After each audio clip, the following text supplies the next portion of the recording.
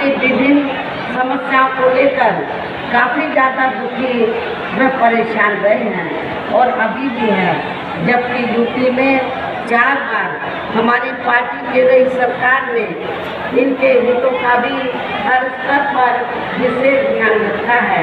इतना ही नहीं बल्कि केंद्र में पूर्व की रही कांग्रेसी सरकार की तरह ही वर्तमान भाजपा सरकार में भी इनकी जातिवादी, हीन, सांप्रदायिक एवं पूंजीवादी सोच व नीतियों के चलते ही पूरे देश में सब समाज में से खासकर गरीबों, दलितों, आदिवासियों, पिछड़े वर्गों, मुस्लिम एवं अन्य धार्मिक अल्पसंख्यक समाज के लोगों का भी पूर्ण रूप से विकास व उत्थान आदि नहीं हो सका है।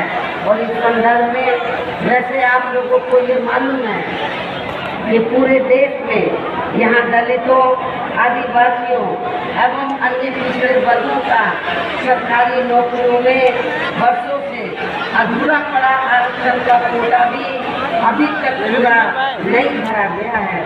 विशेषकर SC व ST वर्गों के सरकारी कर्मचारियों का पदोन्नति में आरक्षण भी अब काफ़ी हद तक प्रभावी बना दिया गया है। और इस मामले में आप लोगों को ये मालूम है कि जब उत्तर प्रदेश में समाजवादी पार्टी की सरकार थी तो समाजवादी पार्टी की सरकार ने इन वर्गों के सरकारी कर्मचारियों का पदोन्नति में आरक्षण बिल्कुल खत्म कर दिया था। साथ ही केंद्र व राज्यों में भी विरोधी पार्टियों की रही सरकारों में इन सभी वर्गों को प्राइवेट सेक्टर में आरक्षण दिए जाने की व्यवस्था किए बिना ही इनकी सरकारों के ज़्यादातर सरकारी कार्य अब प्राइवेट सेक्टर के जरिए ही इनके बड़े बड़े पूंजीपतियों धन्ना सेठों आदि को ही दिए जाने के कारण अब इनको पूरे देश में आरक्षण का बहुत कम लाभ मिल पा रहा है। इसी प्रकार इनका अन्य और मामलों में भी शोषण व उत्पीड़न आदि होना अभी तक भी बंद नहीं हुआ है। इसके साथ साथ मुस्लिम व अन्य धार्मिक अल्पसंख्यक समाज के लोगों की भी हालत हर स्तर पर यह काफ़ी ज़्यादा खराब राज्यों में भी BJP व RSS की सरकारों के चलते हुए अब इनका विकास एवं उत्थान आदि होना भी काफ़ी हद तक बंद सा ही हो गया है। आए दिन इन पर खासकर हिंदुत्व की आड़ में हो रही जुल्म जाति भी यहाँ काफ़ी ज़्यादा चरम सीमा पर पहुँच चुकी है। इनके साथ साथ अपर कास्ट समाज में से विशेषकर गरीब लोगों की भी हालत हमें कोई खास अच्छी नजर नहीं आती है।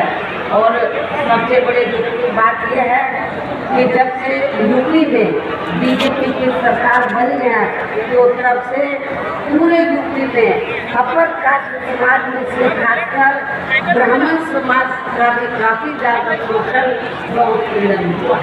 हर स्तर पर ब्राह्मण समाज का भी काफ़ी ज़्यादा शोषण व उत्पीड़न हुआ है। ये बात भी किसी से छिपी नहीं है। इनकी गलत कृषि नीतियों के कारण किसान वर्ग भी आए दिन आंदोलित में रहता है। साथ ही उनकी गलत आर्थिक नीतियों की वजह से देश की अर्थव्यवस्था पर भी इसका काफ़ी बुरा प्रभाव पड़ रहा है, जिससे यहाँ विशेषकर छोटे एवं मध्यम वर्गीय व्यापारी वर्ग भी काफ़ी ज़्यादा दुखी व परेशान है।